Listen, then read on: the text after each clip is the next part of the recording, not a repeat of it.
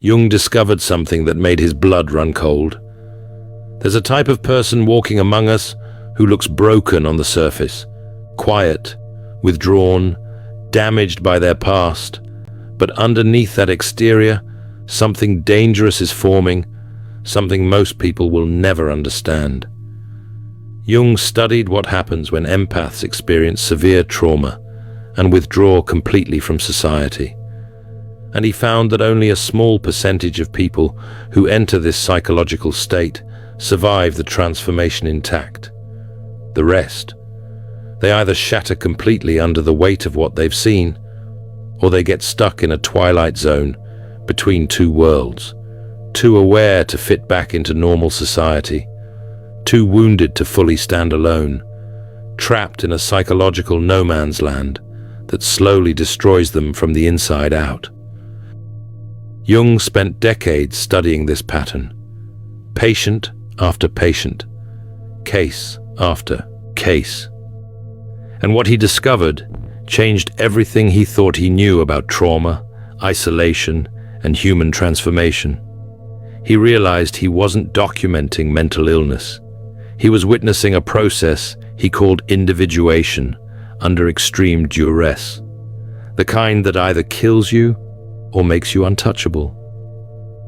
If you've ever preferred being alone after experiencing betrayal, abandonment, or deep hurt, you might be in the middle of this dangerous process right now. And what comes next will determine whether you emerge transformed or remain trapped in unconscious suffering. They didn't choose to become loners. This is critical to understand. It wasn't a lifestyle preference or a personality quirk. It was a survival tactic born from necessity. They saw too much betrayal, too many smiling faces that concealed knives, too many promises that dissolved like sugar in rain, too many people who claimed they cared, but vanished the moment caring required actual sacrifice. Here's what Jung discovered that most people miss.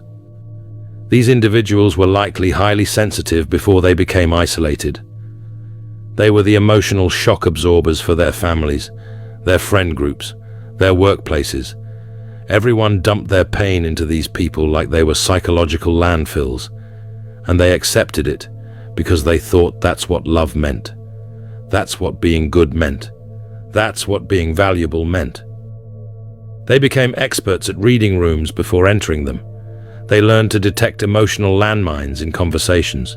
They developed the ability to sense what people needed before those people even knew they needed it. This wasn't a gift from the universe. It was a survival skill forged in the fire of unpredictable chaos. Think about it.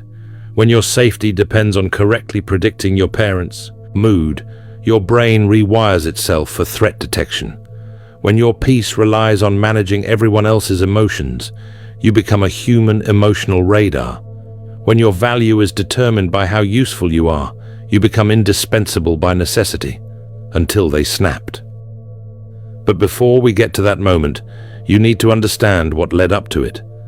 Consider a case profile that perfectly illustrates Jung's observations on participation mystique and boundary dissolution. We see this dynamic clearly in the story of a young woman who spent 28 years absorbing everyone else's chaos. Her alcoholic father's unpredictable rage, her mother's martyrdom and silent resentment, her siblings' constant drama that always somehow became her responsibility to manage. She developed what we might now call heightened pattern recognition. Looks like you forgot, once again, how powerful you are.